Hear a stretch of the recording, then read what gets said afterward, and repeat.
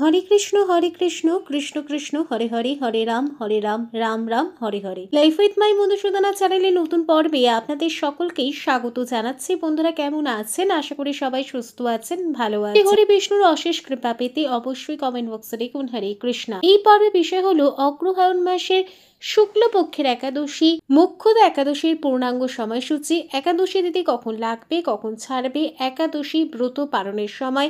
এর পাশাপাশি আমরা জানবো মোক্ষদা একাদশীর পুণ্য পবিত্র ব্রত কথা, ব্রত মাহাত্ম্য, সবটাই জানবো এই ভিডিও থেকে। ভিডিওতে যাওয়ার আগে লাইফ উইথ মাই মধুসূদনা চ্যানেলকে সাবস্ক্রাইব করুন, লাইক কমেন্ট শেয়ার করুন, ধার্মিক হয়ে নোটিফিকেশন ঘন্টাটা বাজিয়ে দিন।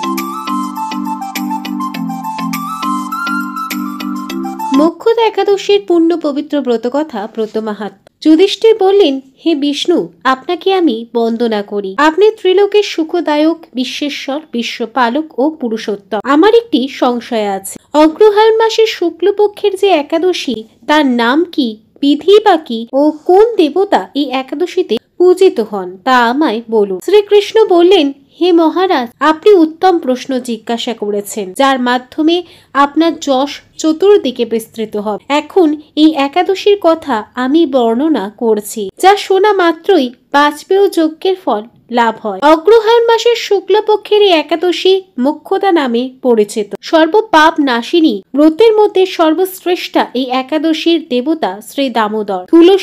তুলসী মঞ্জুরি, ধূপ, দীপ ইত্যাদি উপাচারে শাস্ত্রবিধি অনুসারে শ্রী দামোদরের পূজা করতে হবে। পূর্ব বর্ণিত বিধি অনুসারে দশমী ও একাদশী পালন করতে হবে। এই উপবাসের দিনে স্তব, স্তুতি, নৃত্য, গীত আদি সহ রাত্রি জাগরণ করা কর্তব্য। এই মহারাজ, প্রসঙ্গক্রমে একটি অলৌকিক কাহিনী বলছি। মনোযোগ দিয়ে এই ইতিহাস শ্রবণ মাত্রই সর্বপাপ ক্ষয় হয়। যে পিতৃপুরুষেরা নিজ নিজ পাপে অধোজনে প্রাপ্ত হয়েছে, এই ব্রত পালনের পুণ্য ফল বিন্দু মাত্র তাদেরকে দান করলে তারাও মুক্তি লাভের যোগ্য হন। কোনো এক সময় মনোরম চম্পক নগরে বৈখানস নামে এক রাজা ছিলেন। তিনি ছিলেন সমস্ত বৈষ্ণব সদ্গুণে বিভূষিত। প্রজাদের তিনি পুত্রের মতো পালন করতেন। তার রাজ্যে বহু বিদগ্ধ ব্রাহ্মণ বাস করতেন। রাজ্যের সকলেই ছিল বেশ সমৃদ্ধশালী। একবার রাজা স্বপ্নে দেখলেন যে তার পিতা নরকে পতিত হয়েছেন। তা দেখে তিনি অত্যন্ত বিস্মিত হলেন। পরদিন ব্রাহ্মণদের ডেকে বলতে লাগলেন, হে ব্রাহ্মণগণ, গত রাত্রিতে স্বপ্নে নরক যাতনায় পিতাকে কষ্ট পেতে দেখে আমার হৃদয় বিদীর্ণ হয়েছে। তিনি আমাকে লক্ষ্য করে বলতে লাগলেন, হে পুত্র, তুমি আমাকে নরক সমুদ্র থেকে উদ্ধার করো। তার সেই অবস্থা দেখে আমার অন্তরে বিন্দু মাত্র শোক নেই। আমার এই বিশাল রাজ্য, স্ত্রী, পুত্র কিছুতেই আমি শান্তি পাচ্ছি না। কি করি, কোথায় যাই, কিছুই বুঝে উঠতে পারছি না। আমার পূর্বপুরুষেরা মুক্তি লাভ করতে পারেন এমন কোনো পুণ্যব্রত, তপস্যা ও যজ্ঞের কথা আমাকে উপদেশ করুন। আমি তা অনুষ্ঠান করব। আমার মতো পুত্র বর্তমান থাকা সত্ত্বেও যদি পিতা মাতা পূর্বপুরুষেরা নরক যন্ত্রণা ভোগ করতে থাকেন, তবে সেই পুত্রের কি প্রয়োজন? ব্রাহ্মণগণ বললেন, হে মহারাজ, আপনার রাজ্যের কাছে মহর্ষি পর্বত মুনির আশ্রম। তিনি ত্রিকালজ্ঞ। তার কাছে আপনার মুক্তির উপায় জানতে পারবে। ব্রাহ্মণদের উপদেশ শ্রবণ করে মহাত্মা বৈখানস তাদের সঙ্গে সেই পর্বত মুনির আশ্রমে গমন করলেন। তারা দূর থেকে ঋষিবরকে ষষ্ঠাঙ্গ প্রণাম করে তার কাছে গেলেন। মুনিবর রাজার কুশল বার্তা জিজ্ঞাসা করলেন। রাজা বললেন, হে প্রভু, আপনার কৃপায় আমার সবই কুশল। তবে আমি একদিন স্বপ্ন যোগে পিতার নরক যন্ত্রণা ও কাতর আর্তনাদ শুনে অত্যন্ত দুঃখিত ও চিন্তাগ্রস্ত হয়েছি। হে ঋষিবর, কোন পুণ্যের ফলে তিনি সেই দুর্দশা থেকে মুক্তি পাবেন, তার উপায় জানতে আপনার শরণাগত হয়েছি। রাজার কথা শুনে পর্বতমুনি কিছুক্ষণ ধ্যানস্থ হয়ে বললেন, হে মহারাজ, পূর্বজন্মে তোমার পিতা অত্যন্ত কামাচারী হওয়ায় তার এই রকম অধোগতি লাভ হয়েছে। মুক্তির উপায় বর্ণনা করছি। অগ্রহায়ণ মাসের শুক্লপক্ষের মোক্ষদা একাদশী পালন করে সেই পুণ্যফল পিতাকে প্রদান করো। সেই পুণ্য প্রভাব তোমার পিতার মুক্তি লাভ হবে।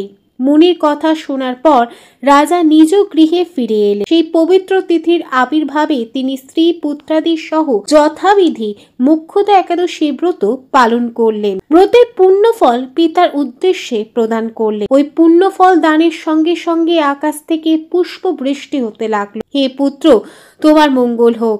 এই বলতে বলতে বৈখানস রাজার পিতা নরক থেকে মুক্ত হয়ে স্বর্গে গমন করলেন। হে মহারাজ যুধিষ্ঠির, যে ব্যক্তি এই মঙ্গলদায়িনী মোক্ষদা একাদশী ব্রত পালন করে তার সমস্ত পাপ বিনষ্ট হয় এবং মৃত্যুর পর মুক্তি লাভ করে। এই ব্রতের পূর্ণ সংখ্যা আমিও জানি না। চিন্তামণির মতো এই ব্রতটি আমার অত্যন্ত প্রিয়। এই ব্রত কথা যিনি পাঠ করেন এবং যিনি শ্রবণ করেন উভয় বাজপেয়ী যজ্ঞের ফল প্রাপ্ত হয়। 2025 সালে 1432 বঙ্গাব্দের মোক্ষদা একাদশীর পূর্ণাঙ্গ সময়সূচি। একাদশী তিথি শুরু হবে 30 নভেম্বর 2025 বাংলার 13 অগ্রহায়ণ 1432 রবিবার বিকেল 4:05 পর থেকে। একাদশী তিথি সমাপ্ত হবে 1 ডিসেম্বর 2025 বাংলার 14 অগ্রহায়ণ 1432 সোমবার দুপুর 2:16 2025 সালের 1432 বঙ্গাব্দের মোক্ষদা একাদশীর পূর্ণ ব্রত পালন করা হবে 1 ডিসেম্বর 2025 বাংলার 14 অগ্রহায়ণ 1432 সোমবার। একাদশী ব্রত পালন হবে 2 ডিসেম্বর 2025 বাংলার অগ্রহায়ণ 1432 মঙ্গলবার সকাল 7টার পর থেকে সকাল 9:40 মধ্যে একাদশী ব্রতের পালন। লাইফ উইথ মাই মধুসূদনা চ্যানেলের সঙ্গে থাকার জন্য অনেক অনেক ধন্যবাদ।